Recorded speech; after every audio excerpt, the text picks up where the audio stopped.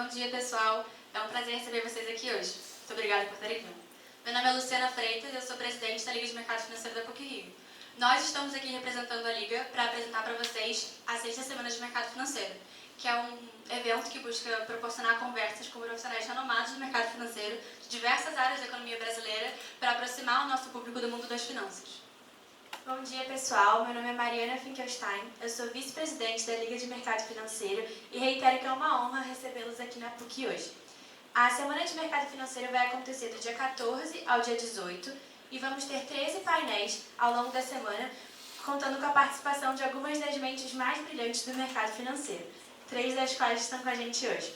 Lembrando que todas as informações sobre as palestras vão estar no nosso site e no nosso Instagram. Então não esqueçam de conferir e se inscrever para as próximas palestras.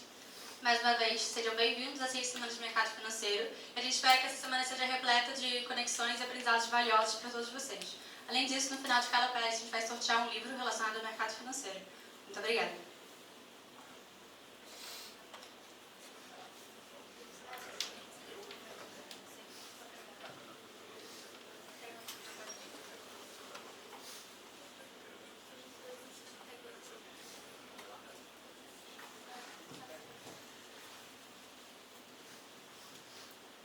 Bom, pessoal, então...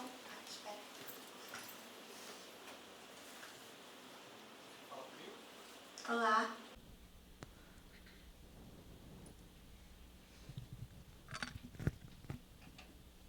Beleza.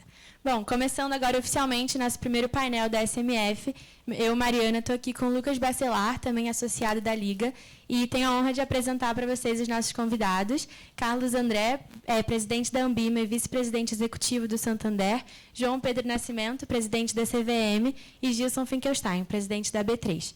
Bom, o nosso painel de hoje, primeiro eu queria agradecer pelo tempo cedido por vocês, para a gente é muito importante ter essa conversa hoje com vocês.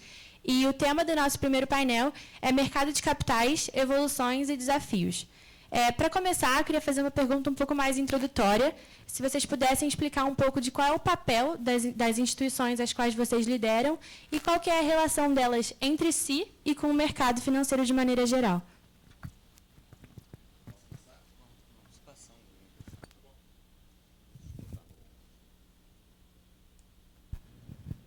Assistência técnica. Bom dia, pessoal. Prazer enorme estar aqui. Uma ótima desculpa para passar de domingo para segunda no Rio de Janeiro, porque eu trabalho em São Paulo, apesar de ser carioca, né? Ao lado de 2 grandes amigos aqui, tricolores, coitados. Eu tenho o privilégio de ser o líder do Campeonato Brasileiro aqui, representando os botafoguenses. Ele está esperando 20 anos para fazer essa piada para vocês. Eu queria que vocês tolerassem essa piada hoje. A gente começar essa manhã com... A gente não pode perder uma oportunidade para falar sobre esse assunto tão importante quanto o futebol aqui no Brasil. Mas muito obrigado pelo convite, por poder passar um pouquinho da nossa experiência no mercado financeiro, e o quanto que a gente, na prática, vivencia. Eu, Gilson e JP, a gente interage bastante, né, sobre isso. Eu, como a Mariana colocou aqui, eu sou presidente da Ambima. O que é a Ambima? A Ambima, na verdade, é uma associação de instituições que participam do mercado financeiro e de capitais. Então, a gente é uma associação que representa bancos, gestores de fundos de investimentos, alguns deles ali fora, que vocês viram os estandes, corretoras, distribuidores de produtos de investimento, escritórios de gestão de fortunas. Então, é uma associação bastante plural, que a gente fala, que procura, de alguma forma, entender as necessidades dessas entidades que trabalham no mercado financeiro e de capitais, para, a partir desse entendimento, procurar adotar e estimular ações que ajudem o mercado financeiro a se desenvolver, o mercado financeiro e o mercado de capitais, que na prática são, de fato, um alicerce bastante importante para o desenvolvimento do mercado de uma maneira geral, da economia e também da própria sociedade. Além disso, eu sou vice-presidente executivo do Santander, responsável pela área de Wealth Management. Wealth Management no Santander inclui a gestão dos clientes, que a gente chama de Private Banking, que são os clientes que têm volume de recursos maiores aplicados conosco, e também responsável pela gestora de fundos de investimentos do Santander. Então, aqui eu tenho 2 chapéus, eu estou principalmente aqui usando o chapéu da Ambima, como representante da Associação de Mercado, e bastante interessado em interagir com o JP, com o João Pedro, com o Gilson, para a gente conversar um pouquinho de como que, na prática, a gente enxerga a importância do mercado financeiro de capitais para o desenvolvimento da economia do nosso país.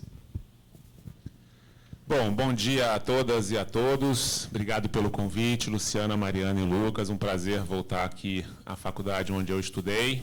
Eu estava conversando que já tem tempo que eu saí da faculdade, né? Entrar até é mais fácil que sair. Eu sou da década de 90, então estava revivendo aqui, passeando pelo Friends, Kennedy, Leme, chegando aqui no IAG. O IAG era bem menos desenvolvido, mas um prazer estar aqui com vocês. Parabéns pela 6ª semana.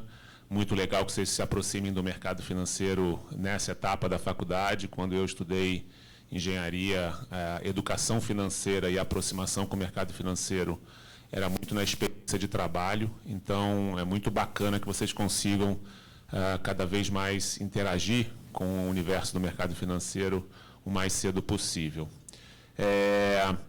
Eu sou presidente da B3. O que faz a B3? A B3, vou contar um pouquinho de história, talvez me alongue um pouquinho mais que o Carlos André, mas vou tentar ser bem rápido. Ela é a junção de várias empresas, né, que se formaram um guarda-chuva, que hoje está tudo sob a B3. Algumas vocês talvez não vão lembrar os nomes, mas é a junção da Bovespa e de todas as bolsas de valores de ações que existiram no Brasil, e a que remanesceu, assim, que consolidou todas as bolsas de ações é a Bovespa.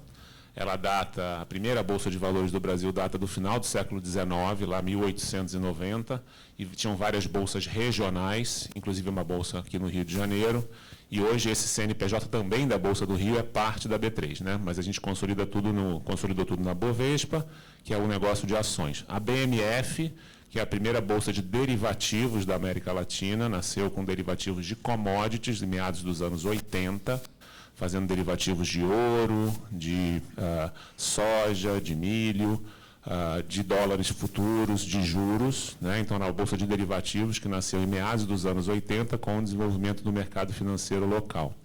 E a CETIP, que era o nome de Central de Títulos Privados, nasceu também em meados dos anos 80, porque hoje a gente fala que é digitalizar aquilo que era em papel. Tá? Então, a ideia da CETIP, lá nos anos 80, era você colocar de forma digital uma debênture, um título de dívida, um CRI, um CRA, qualquer papel, qualquer emissão de renda fixa. Esse foi o objetivo da CETIP. Todas essas empresas eram empresas sem fins lucrativos que pertenciam aos bancos e às corretoras. Tá? Nasceram assim. O que aconteceu? Em meados dos anos 2000, no mundo inteiro, né, essa organização de empresas, bolsas, elas se tornaram com fins lucrativos. O processo se chama desmutualização. Eram empresas mutualizadas que pertenciam às corretoras. Elas se transformaram em empresas e elas abriram o capital. Então, a BMF foi, na verdade, a BMF foi a primeira, agora eu não sei se a Bovespa foi a primeira em meados de 2007, logo depois, alguns meses depois, a BMF. Elas se juntaram em 2008, fizeram uma fusão, e a CETIP abriu seu capital em 2009. O que é a B3? A B3 é a junção de todas essas empresas que se juntaram em 2017. Tá? Então, ela é o quê? Ela é uma empresa de serviços e tecnologia. Então, a B3, para resumir, ela é uma empresa de serviços e tecnologia que se caracteriza como infraestrutura do mercado financeiro. Então, alguns gostam de descrever como a cozinha do mercado financeiro, ou seja, tudo passa por lá, desde liquidação, emissão de ações, derivativos. Então, é meio na cozinha, né? A gente está lá fazendo, na média, hoje, 11 milhões de operações entre derivativos e ações todos os dias, 11 milhões de operações. Não existe mais pregão físico, então alguns de vocês que visitaram a B3 no ano passado, foi ano passado ou esse ano? Foi ano passado. Nossa, passou rápido, né? Ano passado, viram que a gente não tem mais uma operação física, né, totalmente digital, nem daria para fazer, já chegamos a 18 milhões de negócios por dia. E o que mais? Ela é uma empresa aberta, então, a B3, ela é listada na própria B3, Ela é uma empresa sem dono, que chama Corporation, ou seja, a B3 não tem um dono. Qualquer um aqui pode comprar ações da B3 na Bolsa e se tornar um acionista desta companhia que não tem um controlador. A gente chama capital totalmente pulverizado.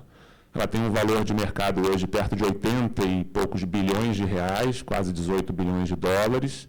É a sexta maior bolsa do mundo em valor de mercado. Tem um conselho de administração, quer dizer, são os meus chefes, né? Quem me nomeia é o meu conselho de administração. E eu acho que é um orgulho para o Brasil a gente ter uma infraestrutura de mercado tão robusta. Não é só a B3, mas toda a infraestrutura e toda a beleza de a gente ter um mercado financeiro bacana no Brasil. Como é que é a relação aqui entre a B3, a CVM e a Ambima? A CVM é o grande regulador da B3. Quer dizer, então, o João Pedro também é meu chefe, né? Ainda bem que é tricolor, né? É chefe de todos nós. Mas, assim, o João Pedro vai falar um pouco, né? Quer dizer, ele é o presidente da CVM, tem um mandato fixo, mas ele regula o mercado financeiro. Então, ele regula toda e qualquer infraestrutura. Então, se a gente derrapa, pisa na bola, o grupo técnico que está sob a liderança do João Pedro nos oficia e garante o bom funcionamento correto, que a gente chama de rigidez do mercado financeiro. Então, a relação da B3 com a CVM é muito próxima, a gente tem muitas áreas de atuação, o grupo da CVM é muito técnico, a B3 também, e a gente está sempre junto pensando evolução e desenvolvimento do mercado financeiro. Então, ele é o regulador. A gente tem também, assim como a Ambima, talvez a gente possa explicar depois, o que a gente chama de autorregulação. Então, os próprios agentes do mercado criaram uma autorregulação que está embaixo da B3, que garante que a gente coloque uma camada entre a CVM e os agentes para saber se as corretoras estão fazendo tudo direitinho, se ninguém está fazendo coisa errada. Então, dentro do universo, principalmente de valores mobiliários, a gente tem uma autorregulação. E a relação com a Ambima, como o Carlos André falou, a Ambima é todo o ambiente, vamos dizer assim, de gestão de recursos e distribuição também. Tem algumas outras associações de distribuição, mas a Ambima interage com todo mundo que é fundo, que é gestão de wealth management, distribuidor financeiro, especialista financeiro. Então, a gente troca muito, né, participação em comitês e câmaras entre B3 e Ambima, que são fóruns de discussão de mercado. Uma forma de ilustrar isso é assim: de um lado está todo o mercado financeiro, e a Ambima é uma associação que conversa com todos os fundos, né, corretoras, distribuidores. Do outro lado está o regulador, e eu gosto de dizer, a B3 está sempre no meio, apanhando dos dois. Uma hora eu estou mais para cá, uma hora para lá, mas faz um pouco dessa ponte entre regulador e regulado. E eu não sei se eu esqueci de alguma coisa, mas acho que é uma forma de descrever aqui. Passo para o João Pedro continuar falando sobre a CVM. Bom, primeiro, bom dia a todas e a todos. É uma alegria estar aqui na PUC. Eu também sou filho dessa casa. Me formei também há bastante tempo. Acho que eu sou mais jovem, então, que tem menos tempo. Mas, mesmo assim, eu me formei em 2003. Não tinha nada ali naquele estacionamento. Então, para parar o carro já foi um maior aprendizado, porque tem um labirinto para chegar até aqui.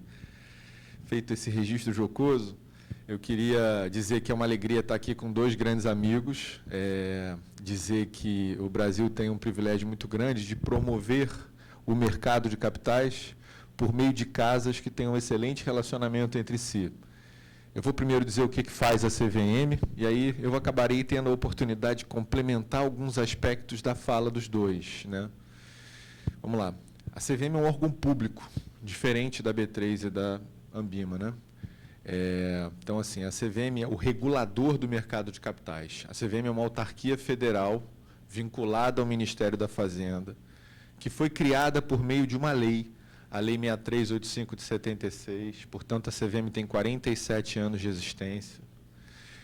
Os dirigentes da CVM, o colegiado da CVM, é formado por 5 autoridades, 5 pessoas escolhidas pelo presidente da República, submetidas ao Senado Federal, sabatinadas e também sabatinadas perante uma comissão em específico do Senado, que é a Comissão de Assuntos Econômicos.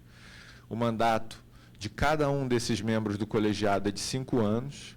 Os prazos dos mandatos são escalonados para que esse grupo seja diverso e não tenha uma vinculação política com nenhum partido em específico. Eu estou no 2º ano do meu mandato, meu mandato vai até 2027. Tem sido uma jornada de muito aprendizado e algum sofrimento. É difícil trabalhar no Brasil em um órgão público tão sucateado, tão enfraquecido, né? O poder público no Brasil ele está muito faltando recursos de todas as maneiras, né? O primeiro recurso, que é o mais importante, são as pessoas. Por isso que, quando eu venho aqui numa sala cheia de gente jovem, talentosa, querendo crescer e se desenvolver, a gente, sem dúvida, tem que dar a nossa contribuição para que vocês cheguem nos lugares em que vocês desejam chegar. Então, assim, o regulador do mercado de capitais, o que ele faz? E aí, num contexto de Brasil, essa relação com os autorreguladores é ainda mais importante, e eu vou explicar o porquê. O regulador do mercado de capitais, ele tem várias atribuições. Eu falei que a lei criou a CVM. O regulador do mercado de capitais, ele tem, primeiro, o poder normativo. É a CVM que edita as regras, como devem ser os fundos de investimento, como funcionam as características das ofertas de distribuição realizadas pelas companhias abertas, como funcionam os assessores de investimento, quais são as regras aplicáveis a todos os agentes de mercado que compreendem esse perímetro aí do mercado de capitais. Esse é o poder normativo. Vamos lembrar que o poder normativo é para a edição de atos normativos secundários. Então, preciso que exista uma lei que conceda para a CVM o poder para ela disciplinar uma determinada matéria. Agora, a gente está convivendo aí com várias atividades aí de normatização que eu poderia falar para vocês um pouquinho. O nosso segundo poder é um poder de fiscalização. É um poder de supervisão, acompanhamento do mercado, etc., verificar se aquelas normas que foram editadas pelo regulador vêm sendo cumpridas. Como um desdobramento lógico desses dois poderes, tem o poder sancionador. Muitos de vocês já escutaram falar que o presidente da CVM é o xerife do mercado, ou então que a CVM tem poder de polícia. De fato, a CVM tem, sim, um poder de polícia, um poder de aplicar sanções por ilícitos administrativos. A CVM tem vários convênios com a Polícia Federal, com o Ministério Público Federal.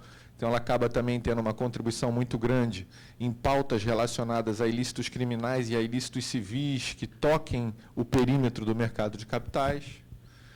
E aí a gente também tem um papel que, nesse ponto, eu acho que a nossa gestão tem sido bacana, diferente, que é o papel desenvolvimentista, né? A CVM ela tem que ajudar a desenvolver o mercado de capitais. Então, assim, o nosso mercado de capitais ele é muito grande, ele é muito sólido e ele é muito forte. A despeito de todos os problemas sociais que o Brasil tem, de desigualdade, de enfrentamento da pobreza, o mercado de capitais brasileiro ele é comparável, assim, às principais potências da Europa continental, assim. Eu participo e sou membro representante do Brasil em vários fóruns internacionais. E, às vezes, eu vejo o regulador da Espanha contando a história da Espanha, o regulador da Itália, e o mercado de capitais brasileiro é maior do que a Itália, é maior do que o da Espanha. A gente tem, assim, às vezes, uma dificuldade de enxergar a nossa grandeza, né? Por que essa relação com a Ambima e com a B3 é tão importante? Primeiro, porque um mercado que dialoga, que escuta, se desenvolve numa direção muito mais coletiva e muito mais legítima. Legitimidade é uma coisa que se constrói pela busca do consenso. Pô, vamos nessa direção aqui? Cede esse pouquinho para mim, que eu vou te dar aquilo ali. Vamos nessa direção. Essa construção do consenso é tão importante que faz com que o papel do regulador seja, assim, um pastor de gatos, né? A gente está acostumado a enxergar um pastor pastoreando ovelhas, né? Vão todas na mesma direção, você tem ali um border collie ajudando o teu trabalho, ele vai direcionando. Não, o mercado de capitais e o mercado financeiro, assim, é um gatil, cada um corre para um canto, cada um é melhor que o outro, e o regulador também quer tentar conciliar para esse movimento de mercado funcionar de uma maneira mais convergente. Nisso, os autorreguladores são fundamentais. Deixa eu só primeiro me direcionar à Ambima e depois eu vou me direcionar à B3. O Brasil tem a 4ª maior indústria de fundos do mundo. Eu vou repetir. O Brasil, em números comparáveis, números estatísticos, no ranking que é estabelecido pela IOSCO, que é a Organização Internacional de todos os reguladores do mercado de capitais do mundo, ou seja, é uma organização internacional que reúne todas as CVMs do mundo. O Brasil é a 4ª principal indústria de fundos de investimento. Temos aproximadamente 25 mil a 27 mil fundos, um número cada vez maior de participantes de mercado nessa indústria, e a CVM tem um grupo bem reduzido de profissionais trabalhando nessa área. Para essa área se desenvolver, se estruturar e ter o sucesso que tem hoje, eu posso garantir para vocês que, em grande parte, é produto, é consequência da boa relação existente entre a Ambima e a CVM, e essa relação a gente vem aprimorando e melhorando ainda mais. Eu tenho a pretensão de fazer com que isso funcione ainda melhor. De uma certa maneira, o autorregulador ele também atua como se fosse uma longa-manos do regulador. Então, sob vários pontos de vista, atividade de supervisão, fiscalização, acompanhamento, certificação, ela também é conduzida pela Ambima, e a Ambima o faz muitíssimo bem. E eu tenho aqui milhões de atributos a fazer para a Ambima como uma casa tão plural, tão diversa, que reúne realmente agentes econômicos com perfis diferentes. Importante vocês saberem que existem várias outras associações e entidades de classe tão importantes quanto a Ambima. A Abrasca, a ABVCAP, a Anfidic e várias outras associações. Só que a Ambima é justamente essa que tem essa relação mais madura, mais diversa, e, por conta disso, é justamente aquela que tem uma delegação maior nos poderes de autorregulação. B3. A história contada pelo Gilson aqui, ela parece que remonta a muitos e muitos anos. Mas eu diria que o Brasil está acontecendo há 20 anos, porque a desmutualização das estruturas de bolsa, que eram associações, passaram a ser sociedades empresárias, depois o movimento de concentração para a formação da B3, a B3 também é uma super referência para todos os nossos vizinhos e pares internacionais. A B3 não deixa nada a desejar a Euronext e as grandes bolsas do mundo. É legal porque eu tenho um assento também na OCDE, eleito pelos estrangeiros, e a gente vai, esse ano, hospedar o Latin American Roundtable em novembro, em São Paulo, na B3, e nenhum deles tem uma B3 como eu tenho a B3. Então, na verdade, assim, de fato, o Brasil, cara, a gente gasta muito tempo divergindo entre a gente tinha que olhar o nosso papel, ser um pouco mais parceiro um dos outros e trabalhar numa direção um pouco mais conjunta, menos divergência, mais convergência. Enfim, esse movimento de excesso de polarizações no nosso país não ajuda para o nosso crescimento econômico. Nesse momento, a gente tem que estar todo mundo trabalhando na mesma direção. Beleza? E o que a B3 faz também de autorregulação? Caramba, milhões de coisas. Vocês têm uma ideia, existe um convênio entre a CVM e a B3 que, até para os regulados, em vários momentos, aparece bastante. Assim, tipo, esses ofícios que a CVM manda, em determinadas searas, eu não vou ser muito técnico aqui, são expedidos em conjunto pela B3 e pela CVM. Além disso, como uma reminiscência histórica dessas muitas estruturas de bolsa, que hoje em dia estão todas dentro do chapéu da B3, a gente tem ali uma entidade de supervisão que é a BSM. A BSM faz um trabalho de autorregulação olhando para o mercado de capitais, que é muito importante quando desenvolvido em conjunto com a CVM. O que eu diria para encerrar aqui o papel do regulador do mercado de capitais, o primeiro papel do regulador do mercado de capitais, então, é normatizar. O segundo é fiscalizar e supervisionar o cumprimento das normas que ele editou. O terceiro, eventualmente, é aplicar sanções pelos ilícitos administrativos praticados pelas pessoas que descumpriram essas regras. E o quarto, esse é aquele relógio antigo da década de 70 que estava cheio de poeira, que a gente e desempoeirou e está colocando ali pendurado no teto, para ficar bonito, para todo mundo ver, é o nosso papel desenvolvimentista. São as novas frentes que a gente quer desenvolver. E a gente vai falar um pouco sobre isso aqui ao longo do dia.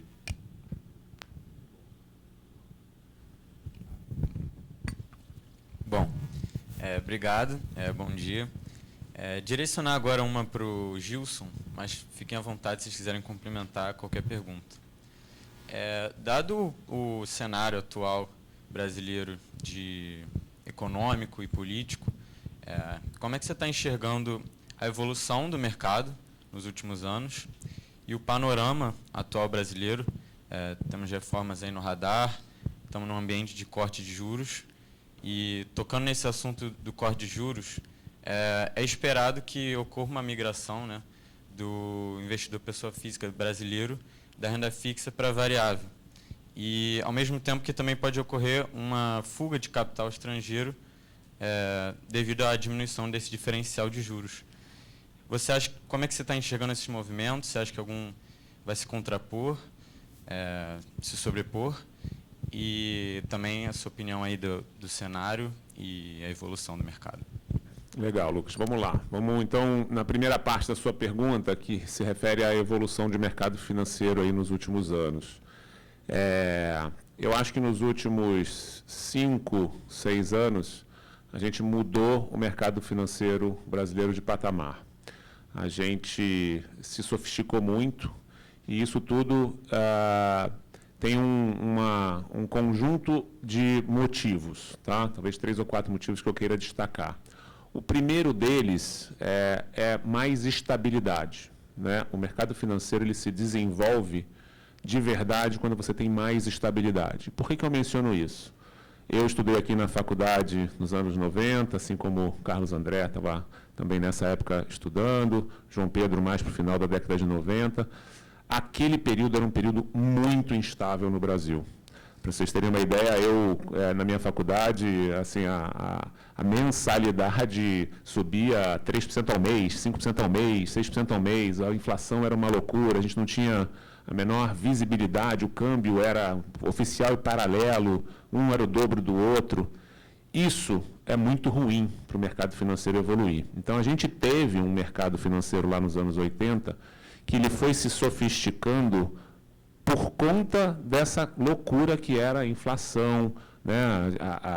O poder de compra da moeda era muito limitado. Então, a gente viveu praticamente a era do open market, né? Que foi ali os anos 80, anos 90. A partir do Plano Real, e desculpa eu voltar até lá, a gente foi melhorando, o juro real foi caindo, o Brasil foi ficando um pouco mais estável, a gente teve várias transições políticas, que foi muito importante também. Então, o Lula 1, lá de 2002 para 2003, para vocês terem uma ideia, o câmbio foi a 4 em 2002, 20 anos atrás, para vocês terem uma ideia. Então, era uma loucura, o câmbio saiu de 2, 1,80 para 4. Um medo de quê? O medo do Brasil virar uma Venezuela. E a gente passou aquela transição e não viramos, né? Não ficou uma bagunça. Então, transições políticas e evolução de mercado mais estável, menos inflação, isso tudo foi contribuindo para a estabilização. Mas voltando aqui para um período mais recente, a gente teve também uma combinação de vários anos de juro mais baixo, de mais estabilidade política, e aí combinado com uma abertura de mercado que a tecnologia proporcionou. Então, a gente teve várias corretoras entrando no mercado e digitalizando o processo de distribuição, o home broker, a democratização do acesso ao mercado de capitais foi muito importante para essa evolução. Para vocês terem uma ideia, os nossos pais aqui, os avós de vocês, eles tinham assim, eu tenho uma conta no Banco do Brasil, meus investimentos estão no Banco do Brasil, eu só compro produtos do Banco do Brasil, ou do Banco Nacional, ou do Banco Bradesco, ou do Banco Itaú. Você não tinha oportunidade de ter acesso a muita coisa. Então, a gente, com o advento das corretoras, com tecnologia, com home broker, com digitalização, o mercado evoluiu muito, as pessoas físicas se aproximaram muito do mercado financeiro. Então, a informação e aquele produto que era só exclusivo para um cliente super rico, bilionário ou milionário, começou a chegar em volumes de R$30, R$50, ações. Então, a gente evoluiu muito nos últimos anos por conta disso, né? Estabilidade, inflação sob controle, digitalização, abertura de mercado. Então, hoje, vocês podem ter uma conta numa corretora ou num banco digital, com acesso ao home broker, com acesso a vários fundos de investimento que estão distribuindo, né, estão até com estande aqui. Então, os grandes bancos tradicionais de varejo abriram a arquitetura, que a gente chama. Então, você pode ser cliente do Santander, e o Santander distribui vários produtos de investimento de outras gestoras. Até 5, 6 anos atrás, isso não era comum. Até meados ali, 2016, 2017, isso era muito incomum.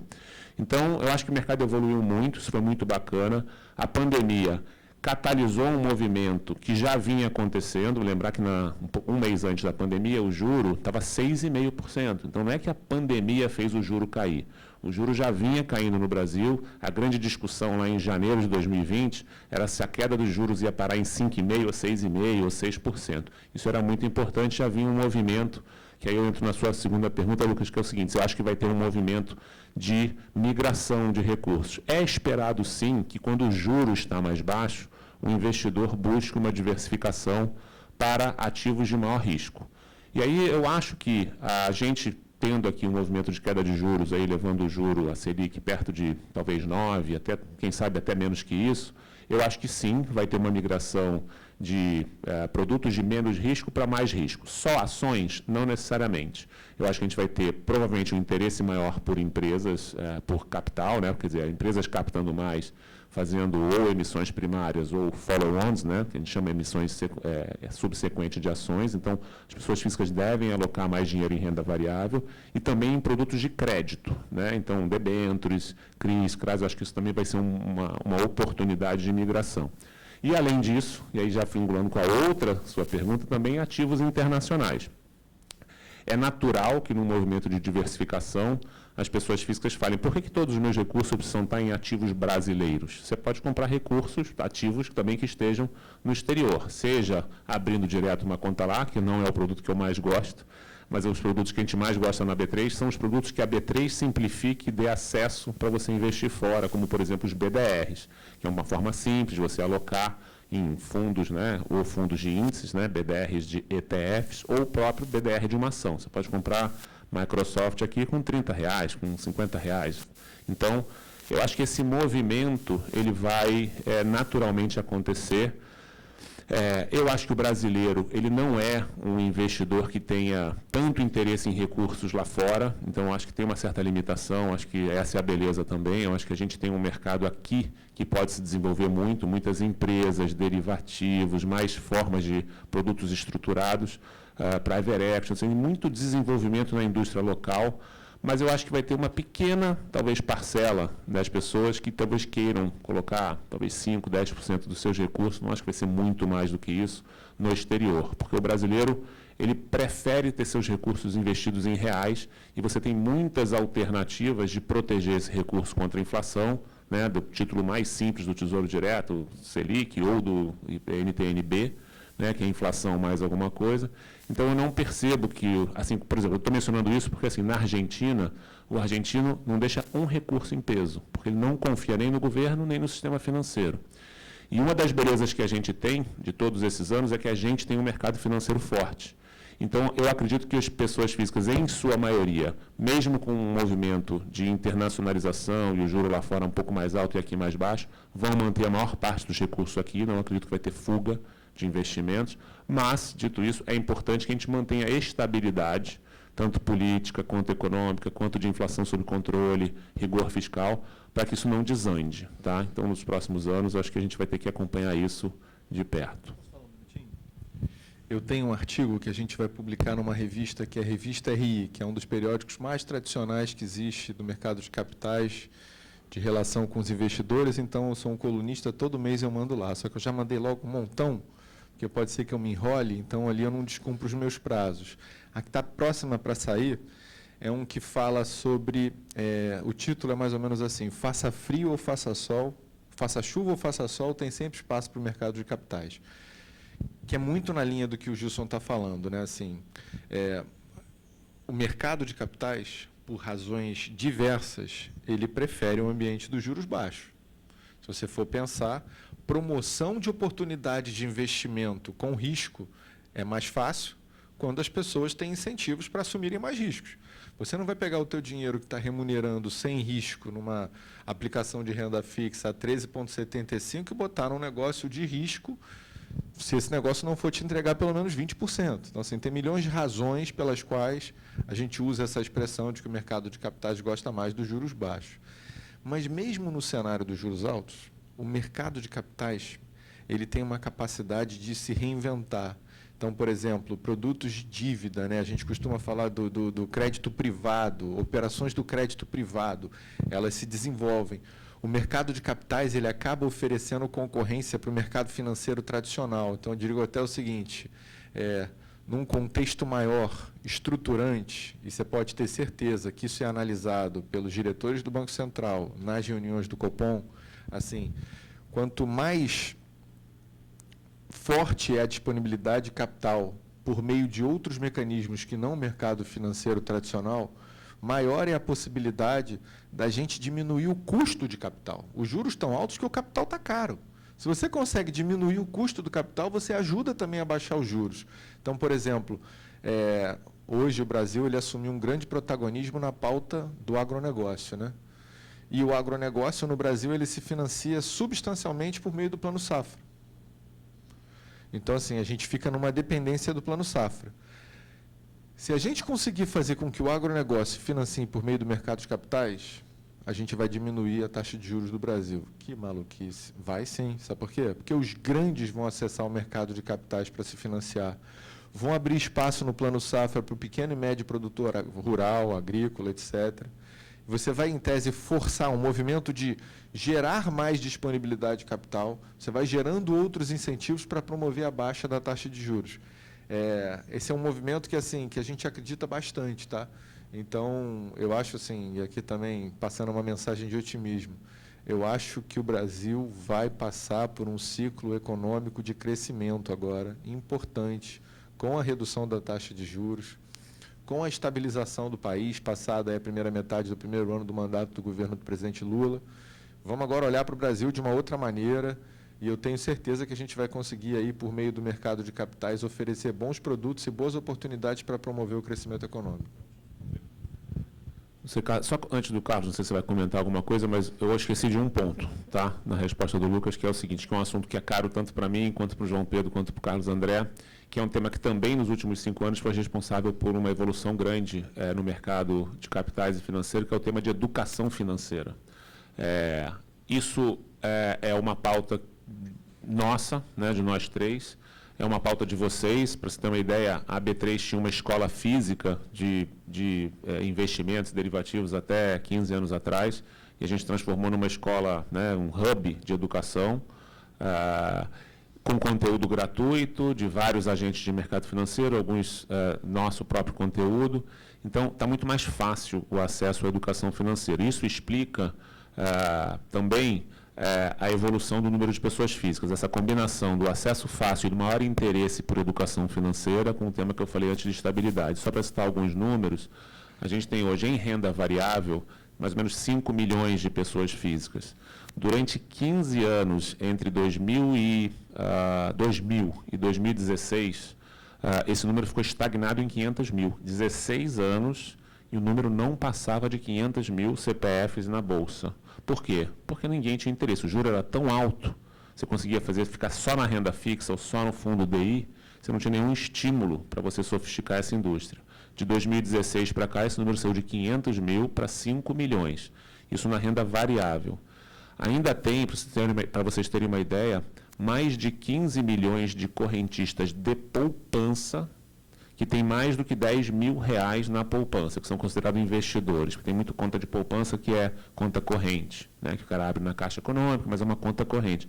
Mas tem muita gente que ainda, de uma outra geração, que ainda investe na poupança, achando que a poupança é um investimento razoável.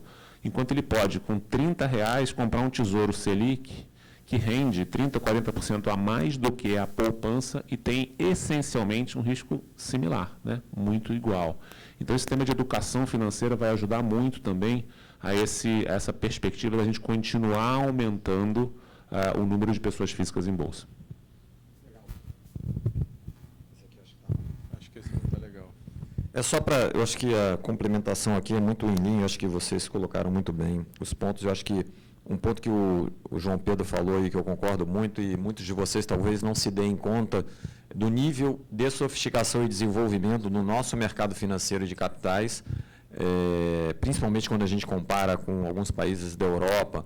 Para vocês que têm conta em bancos digitais ou bancos tradicionais que abrem um aplicativo e transferem dinheiro, pagam com Pix, etc., se vocês forem para outros países viajar, vocês vão ver que essa facilidade não existe lá fora. O mesmo vale para o mundo de investimentos, de alguma forma, cada vez mais conectando o mundo digital com a facilidade e com o empoderamento das pessoas, dos investidores, via educação financeira, e esse é um grande papel que nós três, e em especial também na Ambima, nós procuramos adotar, que é passar informação, educar as pessoas para que elas possam tomar boas decisões de investimentos. Isso, no final, acaba resultando no desenvolvimento do mercado de capitais, que, na prática, é o mecanismo da gente conectar pessoas que têm dinheiro disponível, sobrando para fazer investimento, com projetos e empresas que precisam desse dinheiro para se desenvolver. O mercado de capitais é uma das fontes mais eficientes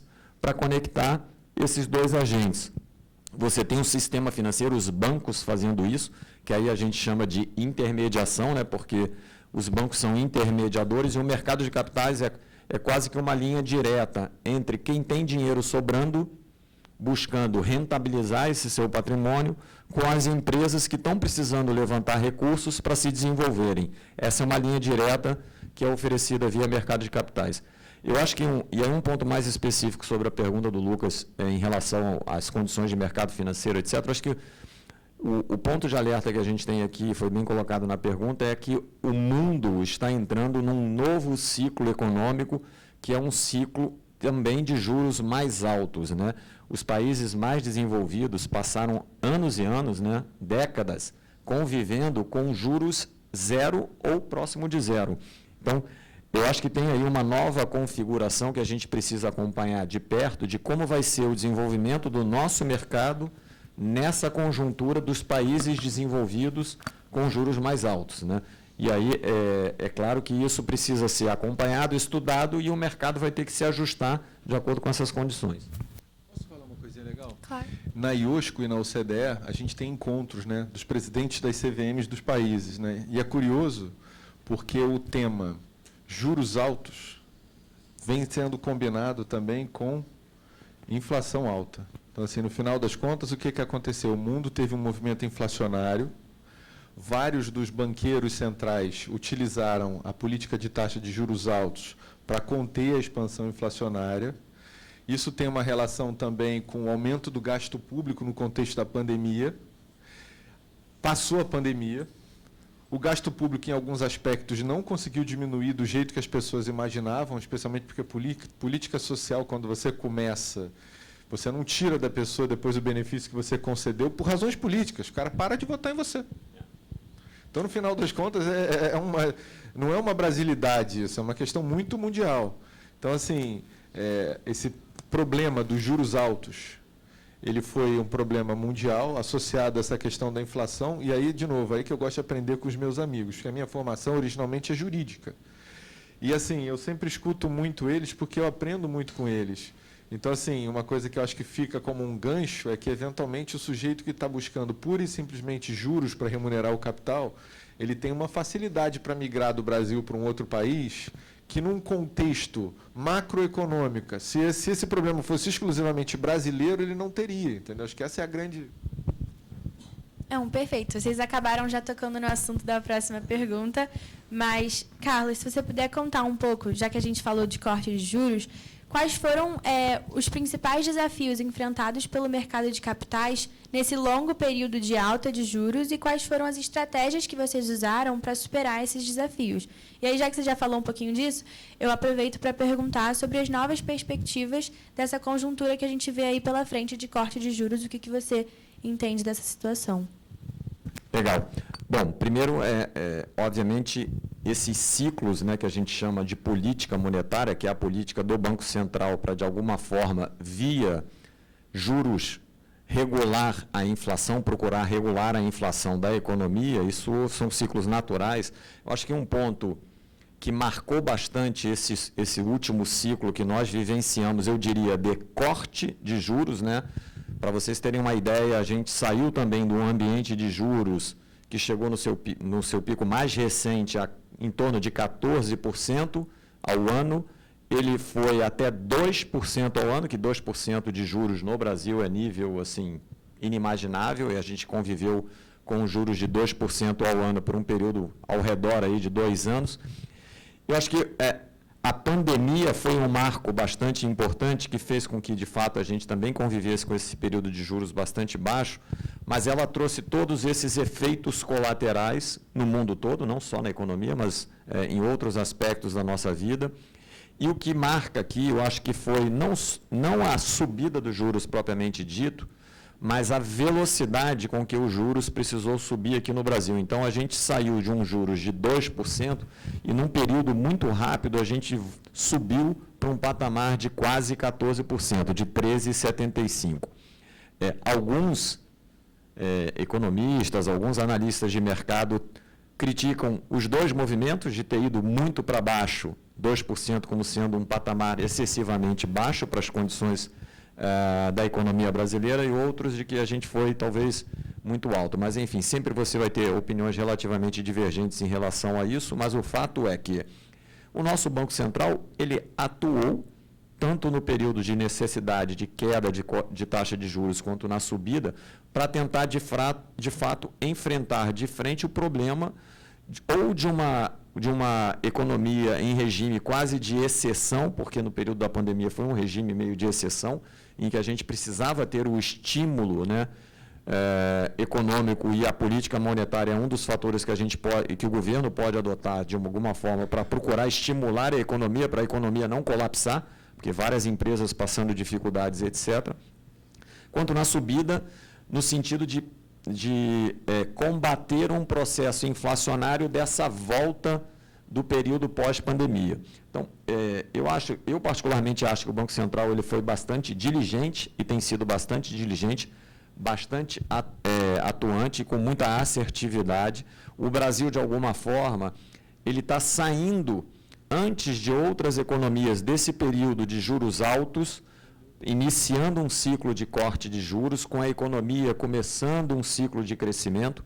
O governo está procurando, na medida em que o ambiente político permita também, adotar outras medidas para estimular o crescimento da economia. Aqui no Brasil, a gente tem um problema de crescimento sustentável, né, em que a gente consiga ter um ciclo de crescimento sustentável longo, né? A gente tem períodos de crescimento que são normalmente seguidos por períodos de quase estagnação da economia. O ideal é que a gente tenha vários anos com crescimentos acima aí de 3%, 4%, para que a economia, de fato, ela entregue todo o seu potencial. Eu acho que agora a gente está entrando num ciclo virtuoso, né, todo o período de corte de taxa de juros, ele é procíclico, né, de alguma forma, ele estimula as atividades tanto da economia real quanto do mercado financeiro no sentido de buscar alternativas. Ele tende a ser relativamente duradouro, eu acho. A gente, provavelmente, pelo ambiente global, a gente não vai voltar, eu acho, no curto prazo, a ter um juros ao redor abaixo de 8%. Eu acho que é assim, um patamar ao redor de 8%, 9%. Deve ser um patamar de relativa estabilidade, porque senão você começa a comparar o que você falou, os juros no Brasil com os juros nos Estados Unidos, a conta começa a não fechar, o diferencial começa a ficar muito baixo. Mas a gente deve ter aí, ao longo dos próximos 2 anos, um período em que a gente vai observar o corte da taxa de juros. Vamos aqui torcer para que a inflação também ela se mantenha em patamares próximos às metas que o Banco Central estabelece como sendo as metas a serem perseguidas, porque isso vai perenizar esses juros mais baixos também e vai propiciar com que a economia ela se desenvolva, as empresas tenham projetos para investir, a gente atrai a capital para investimento real, que no final das contas isso é o que interessa na nossa economia, não é aplicar o dinheiro simplesmente para receber a renda dos juros, mas sim aplicar o seu capital para que as empresas possam desenvolver novos projetos. Com isso a economia cresce, você gera um ciclo virtuoso para todos nós aqui. Só para complementar o que o Carlos falou, que eu acho que é muito importante, eu assino embaixo e eu acho que para o Brasil é muito melhor que a gente tenha a taxa de juros a 8%, 9% por um período prolongado do que 14, 2, dólar a 4,50, 5,80. Por quê? Exatamente pelo que o Carlos falou, as empresas se planejam, investem. Então, aqui, remete à minha fala da estabilidade. Então, assim, só para também não deixar a impressão de que o juro 8,9 ele é relativamente alto, né? Se a inflação é 3,5, 4 e o juro é 8,9, o juro real, que é a diferença entre essa taxa de juros de curto prazo nominal e a inflação, é o juro real. Ela é suficiente. Para vocês terem uma ideia, a Índia, nos últimos 8 anos, teve o juro perto de 7, 8%. O país tirou quase 500 milhões de pessoas da linha de pobreza por conta dessa estabilidade. O juro lá também era 14, aí foi para 7, 8. O país foi devagarinho crescendo, 7 anos, tirou 500 milhões de pessoas da linha de pobreza. Foi um mercado de capitais que talvez tenha precificado, assim, o mercado andou, a bolsa andou muito, as empresas emitiram muito. Então, é um bom exemplo para a gente seguir. Bom, direcionar agora uma para o João Pedro. Eu queria saber quais são as principais tendências e inovações que você enxerga que estão acontecendo no mercado de capitais brasileiro, e também se pudesse falar um pouquinho sobre a pauta ESG e como as instituições estão enxergando esse tema hoje. Vou começar de trás para frente. Vou falar um pouco do ESG, né, que acho que é importante só a gente... Eu costumo dizer uma frase que o ESG sempre esteve presente na legislação brasileira, mas foi ressignificado, né? Antigamente, quando a gente escutava e via, por exemplo, dentro da legislação societária, a terminologia função social, todo mundo olhava para essas coisas com alguma ressalva, preocupado em isso estar atribuindo mais custo para os empreendedores, né? Todo mundo sabe o que é isso. Então, acho que a terminologia ESG agora já está até umbilicalmente vinculada com as discussões modernas, né? A pauta ambiental, social e de governança, a aderência a esses valores. O que eu queria dizer é o seguinte, é que houve uma ressignificação de conceitos que dialogam com a pauta ESG. Função social, por exemplo, está prevista na legislação societária brasileira desde 76. E todo mundo sempre enxergou essas coisas como sendo mais obrigações, mais compromissos que vão atribuir custo para os empreendedores. E a verdade é que nessa ressignificação, esse assunto ele ganha importância e ele passa a ser utilizado também como um diferencial para a geração de valor. Acho que é aí que é o pulo do gato. Eu tenho uma percepção de que o mundo ainda precisa evoluir muito nesse assunto. Acho que esse assunto ele é um assunto de palestra, é um assunto de artigo de jornal, artigo de revista, mas quando a gente migra para atitudes concretas, eu acho que o mundo ainda precisa se desenvolver muito sobre esse assunto. Vou até compartilhar com vocês um episódio que aconteceu nesse último encontro anual da IOSCO, que é essa Organização Internacional dos Reguladores do Mercado de Capitais. O Brasil senta do lado da China. E aí o presidente da China, na pauta que estava falando sobre o endorsement, que vocês devem ter visto, dos princípios do International Sustainability Standard Board, que é o board internacional que fixa as políticas mundiais em relação aos compromissos de sustentabilidade, o chinês falou assim para mim, eu fiquei assim, achando que eu não tinha entendido o que ele tinha falado. Eu falei, this is rather a moral issue.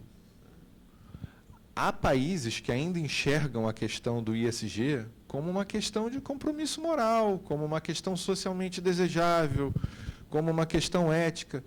E, na realidade, o ESG, para ele ganhar a atração que a gente acredita que ele tem que ganhar, ele tem que, de fato, ser um compromisso mundial, assim, para o tema da transição energética, para o tema da inclusão social, para o tema da governança até como mecanismo de controle, de corrupção e milhões de outras coisas que fazem com que esse ambiente de estabilidade seja proporcionado. Então, assim, eu acho que a pauta ESG é super importante. Eu até queria aproveitar esse momento para elogiar recentemente o regulamento de emissores da B3, que é como se fosse, dentro dessa atividade autorreguladora, um momento em que a B3 edita regras para os emissores de valores mobiliários deles, aí olhem com especial carinho para a ideia das companhias abertas que têm as suas ações listadas na B3, e eles promoveram lá uma mudança no regulamento de emissores, trazendo assim atitudes concretas, compromissos verdadeiros, efetivos, para que esses emissores sejam aderentes à pauta do ESG. A CVM recebeu com muito carinho essa história, aprovou. O regulamento deles é muito alinhado com uma resolução que a gente tem, que é a Resolução 59, que também trata dessa temática. E o que eu acredito é que, para o Brasil, a pauta ESG ela é uma excelente oportunidade da gente fazer bons negócios. Eu queria que vocês pensassem, por exemplo, que a pauta ESG no Brasil é uma forma da gente atrair investidores. Pensa, por exemplo, na questão ambiental. O Brasil é um país de proporções continentais, que se utiliza de energia limpa, que tem a principal manancial de vegetação nativa preservada, vários biomas. Uma companhia brasileira que é aderente ao ESG, ela tende a ser mais atraente para o investidor estrangeiro do que uma companhia brasileira que não atende o ESG. E eu também quero ter a pretensão de imaginar que um investidor estrangeiro, um fundo institucional, quando ele está olhando ali para uma oportunidade de investimento entre o Brasil, a Índia e a China, ele vai escolher o Brasil porque ele acredita que o Brasil está mais comprometido com as pautas que são importantes para a nossa nação como um todo. Outro tema que eu acho bacana é o seguinte: em sua maioria, a turma aqui é uma turma jovem, do ambiente universitário, etc. E, assim, essa galera mais jovem, ela é uma galera que, assim, ela está comprometida com a temática do propósito. Pô, eu quero trabalhar num lugar legal, quero, sim, ser bem remunerado, quero ter perspectiva de futuro, pô, mas quero trabalhar num lugar que os valores sejam aproximadamente dentro do enquadramento lógico que eu enxergo. Então, assim, a pauta ESG também serve para atrair bons talentos.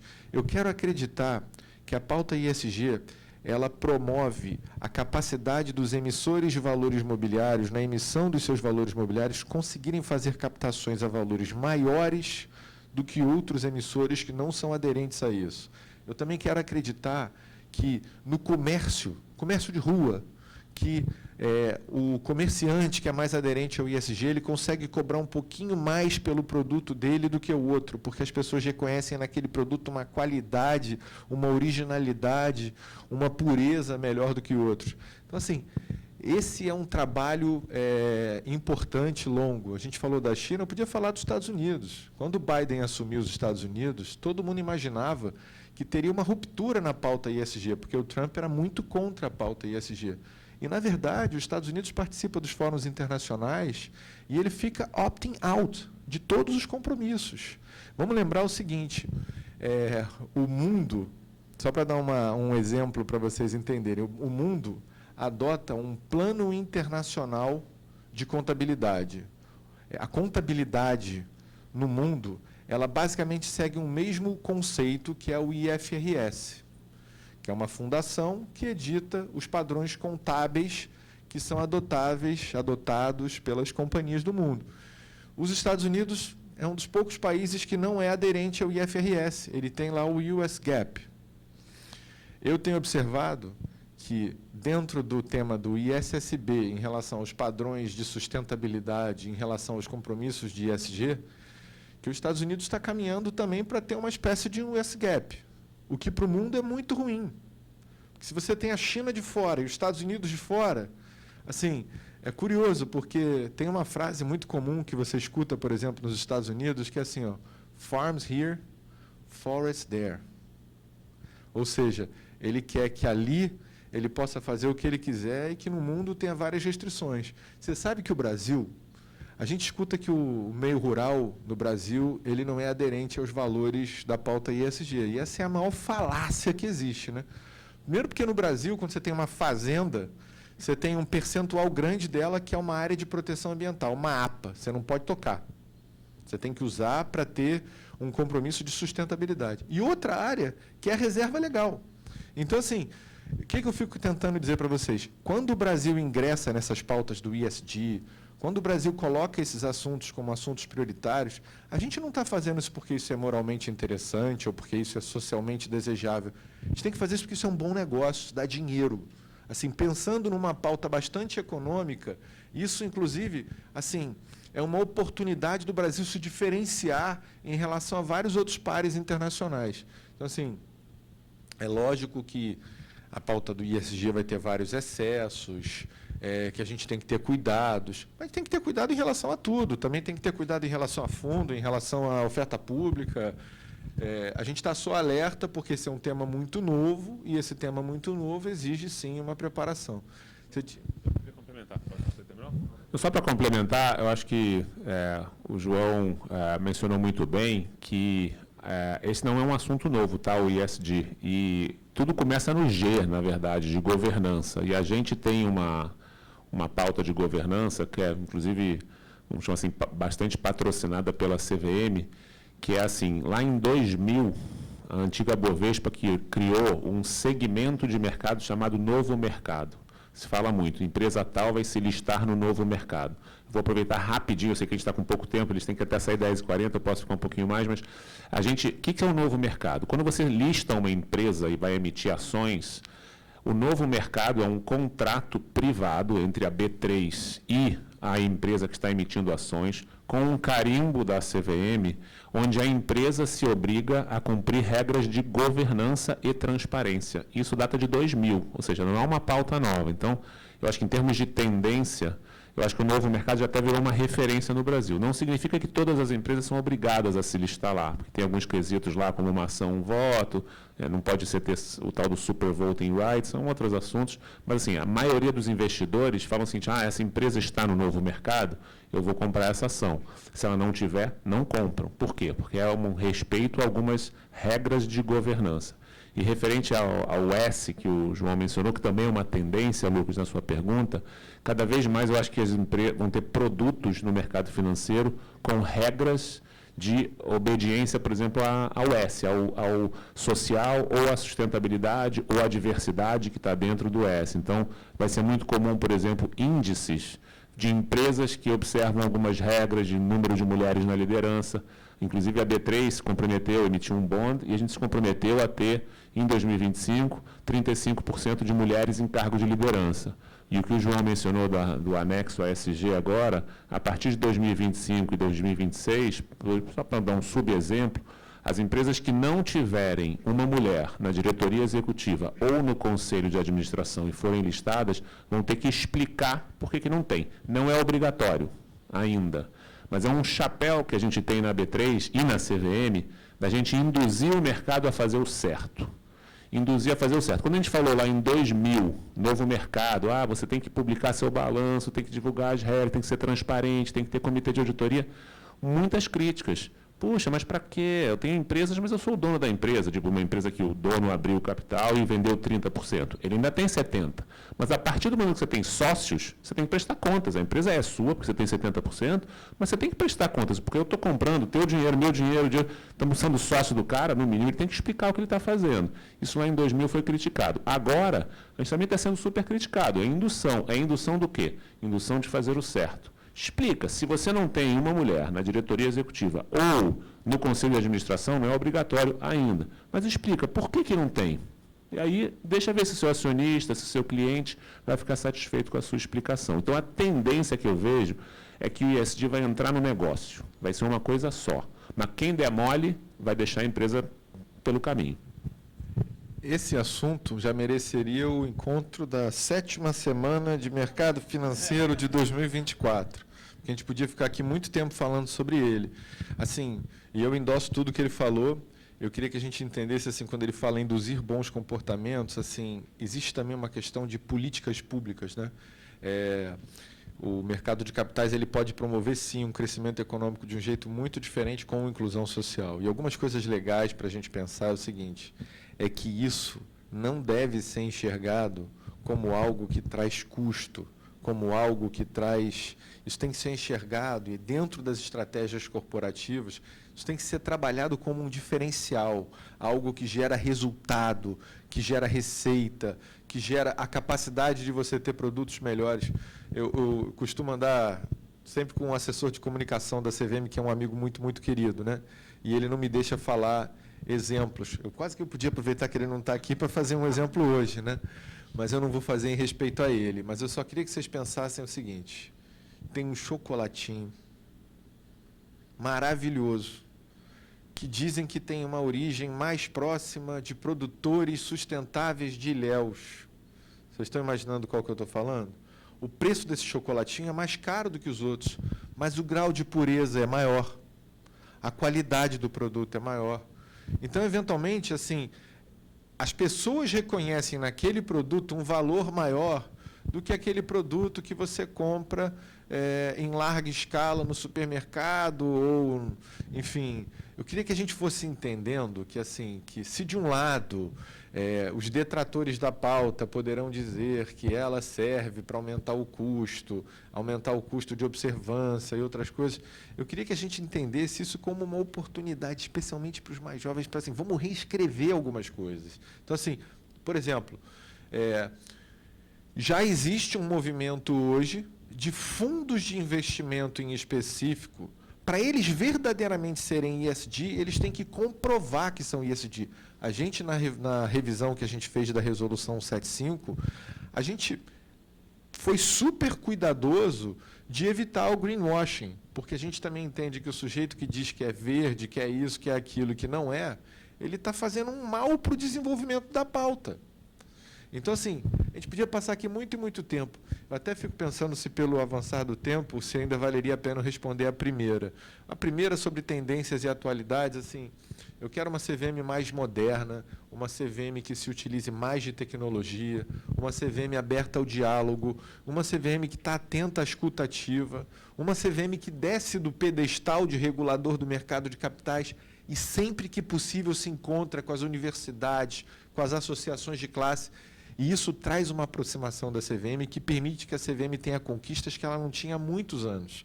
Então, assim, eu assumi a CVM em 2022, a CVM não tinha nem Wi-Fi. O prédio da CVM no Rio, em São Paulo, em Brasília, não tinha Wi-Fi. Eu queria que você fechasse os olhos e imaginasse aquela casa de final de semana que a tua avó tinha na década de 70, lá em Araruama. Lá tem Wi-Fi. Assim, são umas coisas assim, como é que eu quero ter, por exemplo, a possibilidade de pedir para a B3 emprestado o sistema dela, se eu não tenho nem Wi-Fi, sem Wi-Fi eu não tenho Bluetooth, eu não rodo o sistema. Então, assim, o que eu queria em termos de tendência, atualidade? Cada vez mais colocar tecnologia. Agora a gente vai mostrar uma campanha de tudo que a gente fez no primeiro ano do mandato, e foi muita coisa na pauta de tecnologia. A CVM está muito mais moderna, e o dinheiro não mudou. O que mudou foi o foco, foi a prioridade para esse assunto. Então, assim, e aí depois eu podia falar em termos de tendências, pensando um pouco na pauta desenvolvimentista, não sei se vai dar muito tempo para falar sobre isso. A gente vem trabalhando aí em algumas questões, como o tema do Open Capital Markets, construído a muitas mãos, com uma super contribuição da B3, com uma super contribuição da Ambima, com uma super contribuição de todas as pessoas que, de maneira propositiva, querem contribuir para o Brasil, né? Porque eu ia falar que vocês estão facilitando o nosso trabalho. Eu queria pedir desculpas, porque eu não li as perguntas com antecedência. O Gilson é o nosso melhor aluno, ele faz o dever de casa, tudo. Eu não li as perguntas antes. Mas depois a gente responde ela, então. Não, eu acho que assim que não é o meu, não. Acho que é o de todos nós, porque assim essa CVM ela não faz nada sozinha. Mas não faz mesmo. Com 400 servidores, num mercado que tem 700 companhias abertas, 25 a 27 mil fundos de investimento, 24 mil assessores de investimento, uma quantidade cada vez maior de intermediários. A CVM não faz nada sozinha. A CVM, na verdade, ela quer construir essa legitimação, esse trabalho conjunto.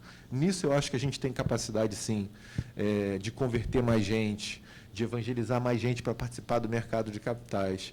E o Open Capital Market é um pouco essa tendência de trazer o tema do DeFi para dentro do mercado de capitais, dando continuidade a um movimento que foi feito no Open Banking, no Open Finance, e que agora está chegando no mercado de capitais, com muitas aplicações diferentes. Uma das principais funções deles é democratizar o mercado de capitais, democratizar no sentido de fazer com que o mercado seja para todas, para todos, diferentes segmentos, idades, faixas etárias, níveis de recurso investido. Uma questão de aumentar o tamanho do mercado de capitais, tanto para os emissores quanto para os investidores, que esse é um tema importante, né?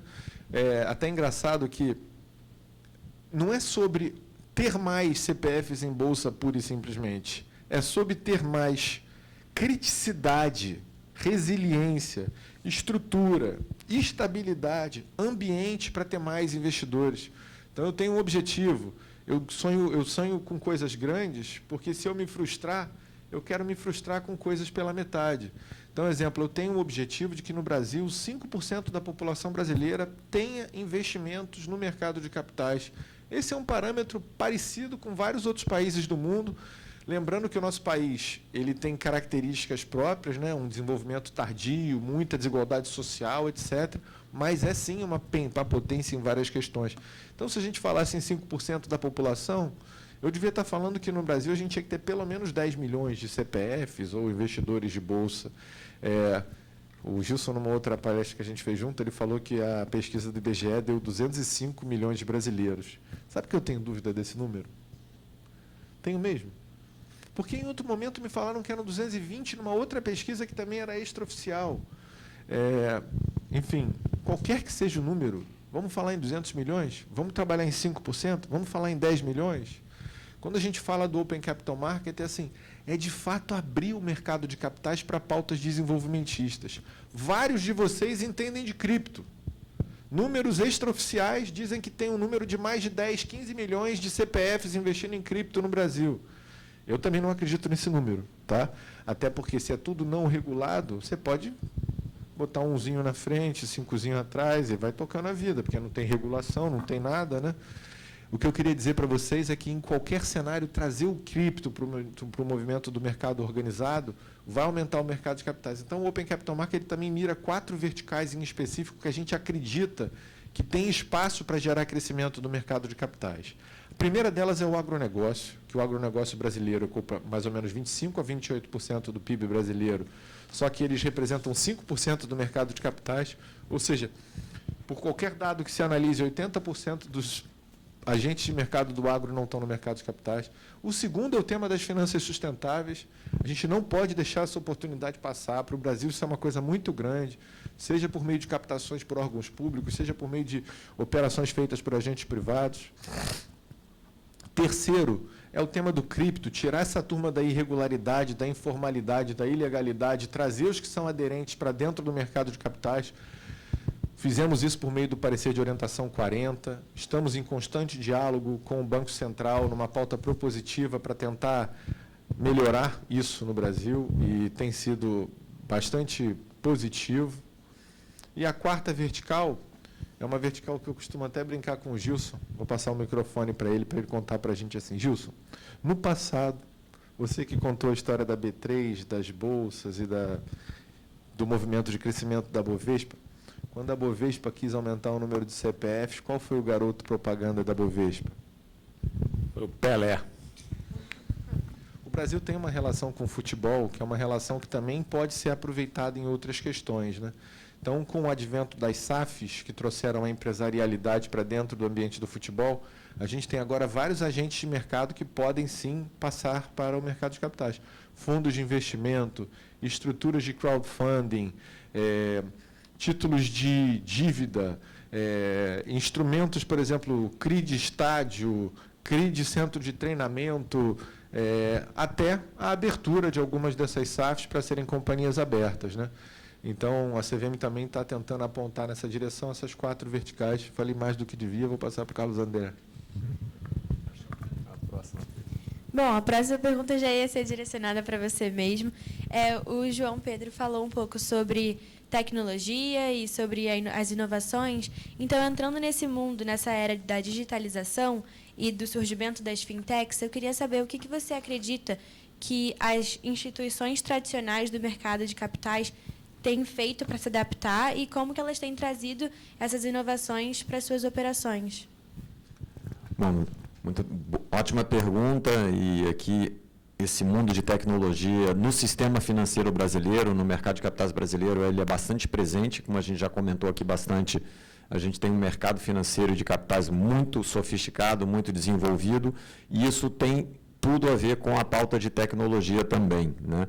Mais recentemente, com esse fenômeno de surgimento do que a gente chama aí de fintechs, que na verdade são pequenas empresas, são pequenas startups dedicadas a oferecer algum tipo de solução para o mercado financeiro, de uma maneira geral, e isso tem se acelerado, né?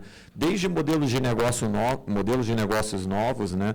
Partindo do princípio de que, de fato, aquelas instituições mais tradicionais costumavam operar com em determinado negócio ou com determinada forma de fazer um negócio que não estava muito antenada para esse mundo de novas tecnologias, e muitas dessas empresas que a gente chama que são nativas digitais são aquelas que nascem pequenas, mas nascem baseadas numa plataforma e numa forma de desenvolver tecnologia muito mais ágil, muito mais moderna e muito mais adaptável, né? Com isso, você tem aí a possibilidade do que a gente chama de disruptar vários elos dessa cadeia do mercado financeiro que foi construída ao longo das décadas pelos bancos tradicionais e pelas instituições, enfim, financeiras tradicionais, pelos agentes de mercados mais tradicionais. Então, isso vai, de alguma forma, revolucionando a sua forma de enxergar o seu negócio, de enxergar o mundo, e tanto as fintechs acabam partindo de um modelo de negócio muito pequeno, mas muitas delas acabam escalando e se transformando em grandes instituições, quanto as instituições tradicionais, elas têm que se reinventar. E, na prática, as fintechs acabam sendo excelentes contribuidores para você, de alguma forma, trazer para o seu ecossistema de negócios, mesmo aquelas instituições mais tradicionais, e você conseguir acelerar o seu processo de adaptação para esse novo mundo, muito mais dinâmico, com novos participantes, novos agentes. Então, todas as instituições, de alguma forma, hoje em dia, B3 é um exemplo, Santander é outro exemplo, elas acabam criando ambientes de colaboração com as fintechs para que a gente possa absorver tudo que essas fintechs têm de bom e de positivo e acelerar o processo de adaptação. Então, é muito comum você ver as grandes instituições, não só do mundo financeiro, mas de todos os ramos de negócio, procurando criar ambientes de colaboração com as startups, com as fintechs, porque assim você oxigena a organização e você propicia uma adaptação muito mais rápida para que você se mantenha competitivo, que você consiga se manter atualizado em relação ao seu ambiente de negócio. Então, eu vejo com muito bons olhos, eu acho que o mercado, em especial no mercado financeiro, a gente tem excelentes condições de disrupção, de trazer novos elementos nessa parte de educação financeira, de conexão com os clientes, né? Na verdade, existe uma oportunidade gigante aqui, eu sempre falo bastante sobre a pauta de educação, porque quem de vocês aqui, na verdade, gosta, não, hoje eu vou acordar e vou abrir o meu aplicativo do banco para ver o que tem lá dentro. Na verdade, quase ninguém, né? Mas tem uma oportunidade gigante das instituições financeiras se conectarem melhor com os clientes, com o público-alvo, tendo formas de se conectar que não sejam únicas exclusivamente para falar daquele negócio específico que você gostaria de fazer com o seu cliente.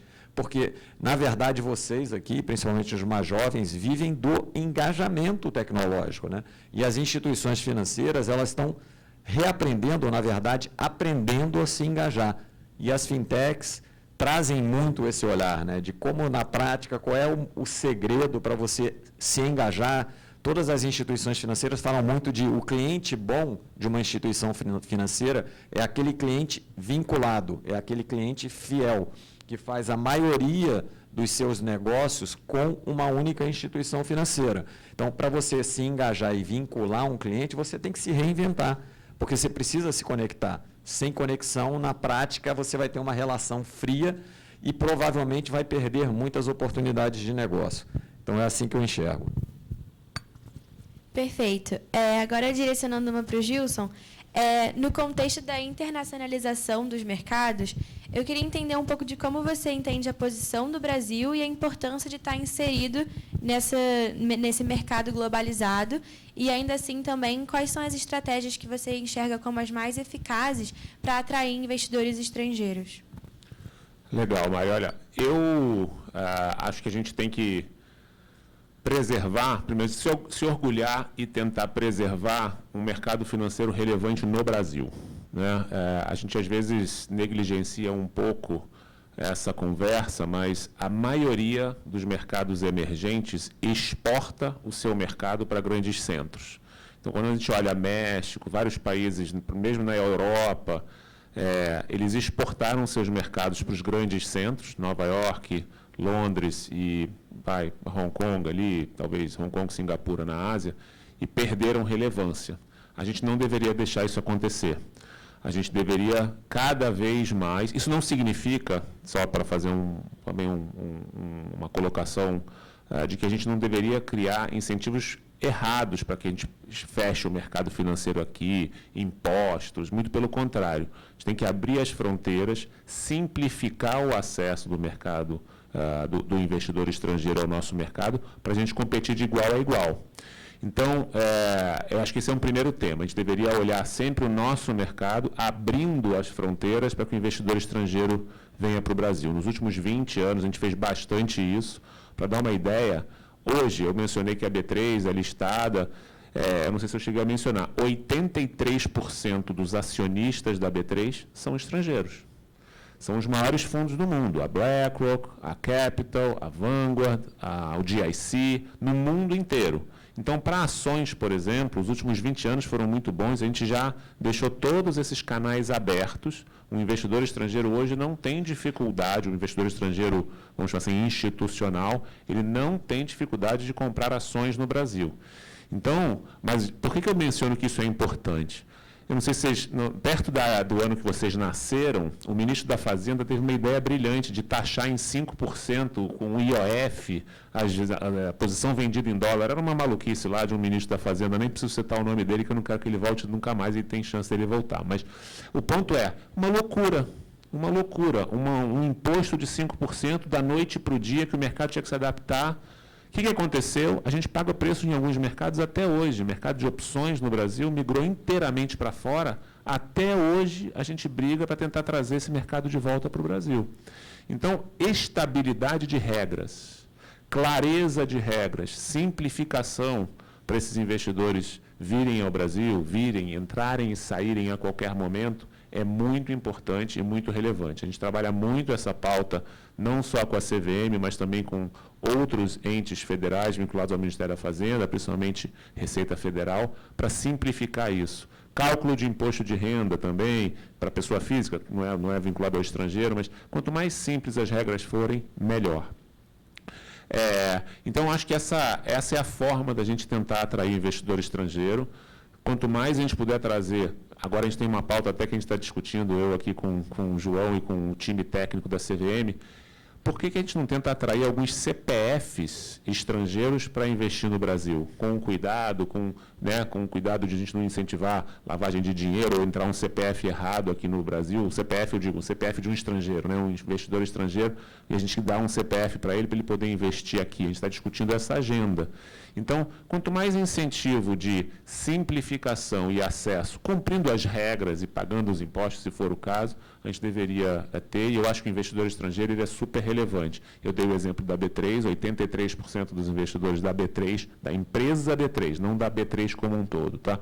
Na B3 como um todo, no segmento de ações, mais ou menos do que é float, do que é listado, mais ou menos meio a meio. Metade estrangeiro, metade brasileiro. Então, o investidor estrangeiro é muito relevante. Quando a gente olha as ofertas de ações, normalmente um bom indicador para ver se tem uma propensão boa de virem mais ofertas a mercado, é quando o estrangeiro compra de 40% a 50% das ofertas. Então, recentemente, a gente teve a oferta da Copel, teve uma oferta da Localiza, mais ou menos 45%, 50% desses papéis foram comprados por investidores estrangeiros. Excelente indicador que a gente tem aqui uma perspectiva boa de mercado de capitais. Então, eu acho que, de forma geral, quanto mais estabilidade de regras e simplicidade de acesso, melhor, porque o investidor estrangeiro é muito relevante para os nossos mercados. Pessoal, vou ter que me despedir, que eu tenho que tentar pegar um voo para São Paulo. Mas, de todo modo, foi um prazer enorme participar aqui desse evento com vocês, e, em especial, estar aqui do lado de dois grandes amigos, colegas, e desejar sucesso para todos vocês aí nos próximos anos aqui de faculdade e no mercado profissional também. Contem sempre aí com a Ambima, certamente vão contar com o CVM e B3 também para apoiar vocês nessa trajetória daqui para frente. Obrigado.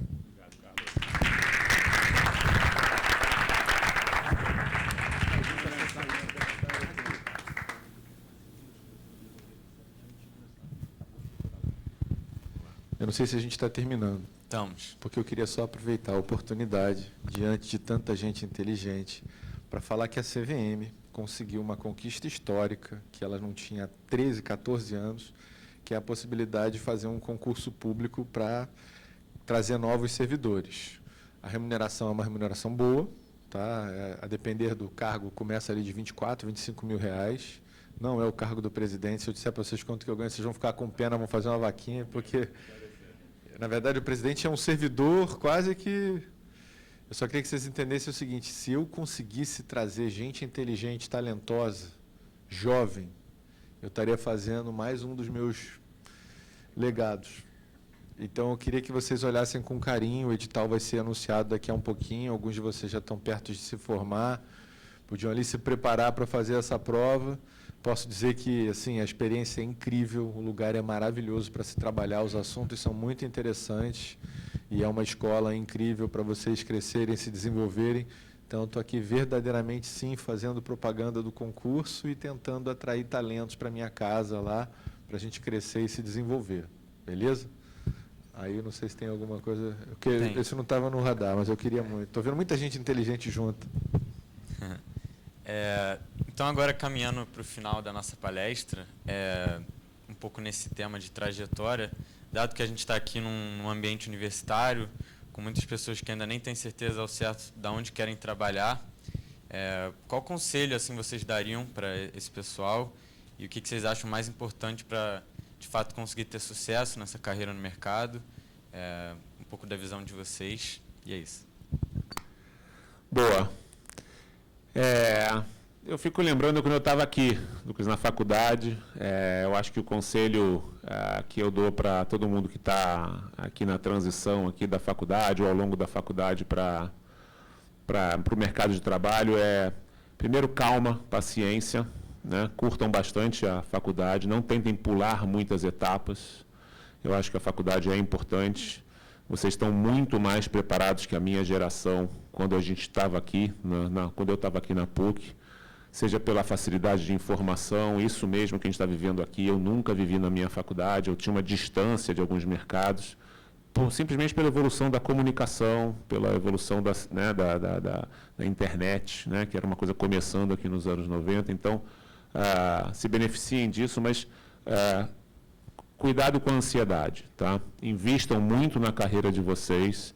Eu acho que tenham cuidado com esse negócio de pular etapas e ir atrás do dinheiro muito rápido. Eu acho que o dinheiro no final da carreira ele é muito maior e muito mais relevante do que no início. Então, cuidado com as ofertas tentadoras de trabalhar no lugar dos sonhos, que é muito ruim. Procure no início da tua carreira escolher um lugar que você possa aprender muito, investir em você. Eu passei 14 anos no Citibank, na minha primeiro emprego em mercado financeiro. Eu acho que isso foi fundamental para a minha carreira. Eu percebi que era um lugar que eu aprendia muito.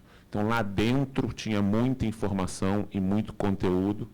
Então, a carreira é uma maratona, né, que você vai cumprir todos os quilômetros. Então, é importante que cada etapa você tenha energia e vá ganhando energia para a próxima.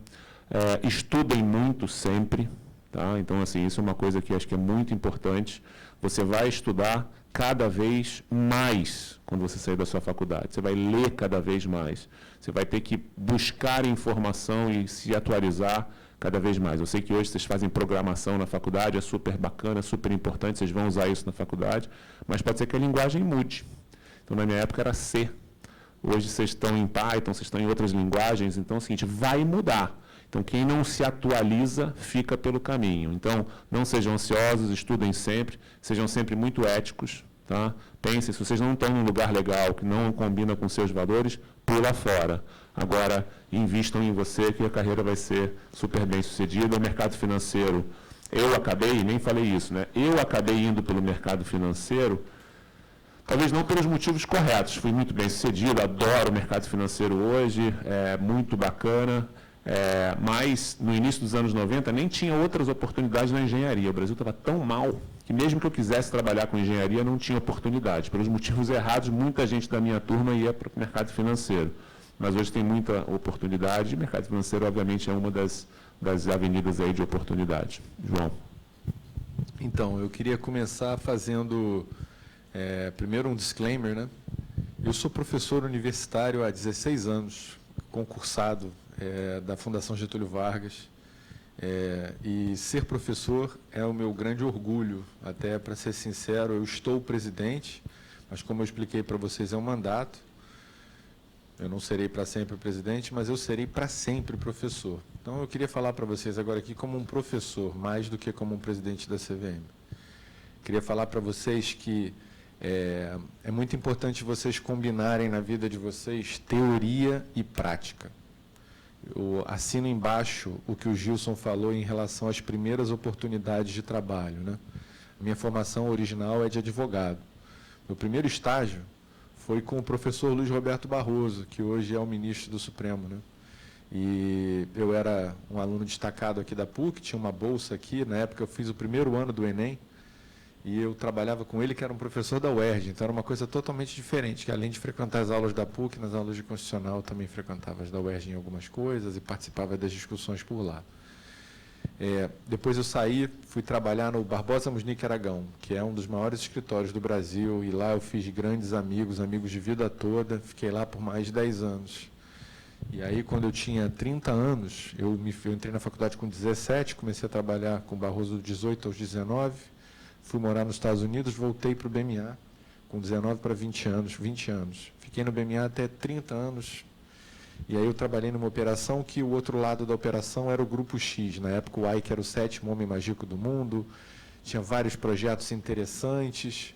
Eu que nunca tinha me imaginado trabalhar como um advogado in-house, eu fui ser o gerente-geral da holding do Ike. E fui trabalhar com o Ike, em grande parte, enfim, pela questão financeira, né? Minha mulher estava grávida. Minha mulher é minha namoradinha desde o tempo da faculdade. Minha mulher é minha namorada há 22 anos. E fui trabalhar com o Ike, etc. Viver o outro lado do balcão. Então, assim, a primeira coisa que eu queria falar para somar a questão teoria e prática era a questão da interdisciplinariedade. Eu sempre gostei muito da formação econômica. Eu sempre tive muito interesse pelas pautas que não fossem exclusivamente jurídicas. Então, eu queria dizer que vocês deveriam ter também interesse para as pautas que não sejam exclusivamente financeiras. Entender o Brasil, como funciona, por exemplo, o ambiente de negócios do Brasil, é muito mais do que ficar preso na engenharia, no direito, ou na economia, ou na administração. Então, essa interdisciplinariedade é uma questão importante. Combinar a teoria com a prática. Quando eu saí do Ike, depois eu montei o meu escritório, comecei a ajudar em questões de políticas públicas no início da pandemia, porque a minha tese de doutorado era sobre as assembleias digitais, então preparei o projeto de lei, que depois virou aí a MP 931, e que trouxe para o Brasil a possibilidade da realização das assembleias digitais, etc. E o que eu queria dizer para vocês é o seguinte: estudem muito, estudem sempre, não estudem para os outros, estudem para vocês. Estudem para se sentir mais seguros em relação ao que vocês estão fazendo, estudem para ter mais informação e entendimento sobre a complexidade do ambiente do negócio, tanto no Brasil quanto no mundo. Busquem influências práticas, né? Especialmente no início da carreira. É muito legal a gente se cercar de pessoas que nos inspiram e que são bons exemplos e que continuam se dedicando. Eu tive os meus gurus profissionais e eles continuam ocupando um espaço muito grande na minha vida, no topo ali da minha prateleira, como pessoas de referência para mim. Combinem a questão da interdisciplinariedade. É muito legal vocês terem uma visão interdisciplinar. O Gilson não se tornou o CEO da B3 se ele fosse pura e simplesmente um bom aluno de engenharia. Ele foi migrando, foi fazendo outras coisas, foi preservando os conhecimentos originais. Mente aberta, galera. Assim, mente aberta para novidade, para inovação, para aquilo que é diferente. Ao mesmo tempo, você vai continuar acreditando naquilo que é teu, mas mente aberta para entender o que o outro acredita. Não necessariamente aquilo que a gente acredita é a verdade absoluta. Entender esse ambiente, essa questão da interdisciplinariedade, da teoria e da prática, e estar apto para sofrer as adaptações, eu acho que seriam assim, grandes conselhos que eu deixaria para vocês. Assim. E enjoy the run, porque passa rápido e é legal, e é gostoso, e tem muita coisa que, enfim, aproveitem muito. Bom, a gente queria agradecer muito o tempo de vocês Gilson, João Pedro e o Carlos. Para a gente é muito importante estreitar esse laço da faculdade com o mercado. Acho que é um pouco da função da Liga fazer essa ponte.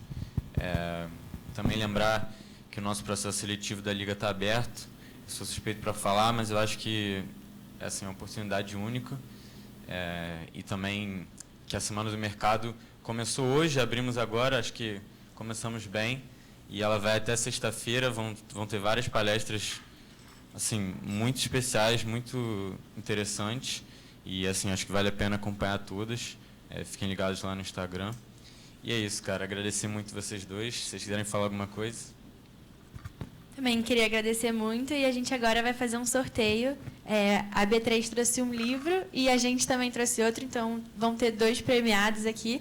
Então, já que temos 2 aqui, eu vou pedir para vocês escolherem cada um número de 1 a 123. Alguém abrir a lista? A gente escolhe o número assim?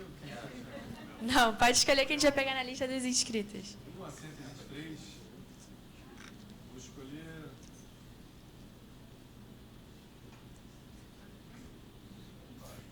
Não, vou escolher...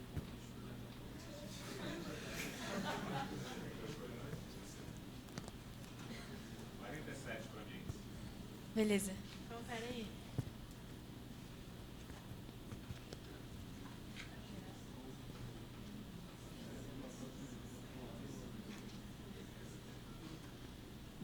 Bruna Jobim Pilar.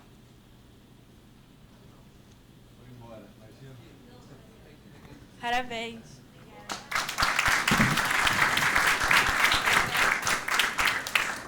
Obrigada. E mais um agora. Vou escolher 52, que é o ano de nascimento da minha mãe, que é a minha rainha. Escolheu também, ele escolheu meu ano de nascimento. Rafael, olha só, mas é Rafael Vélez.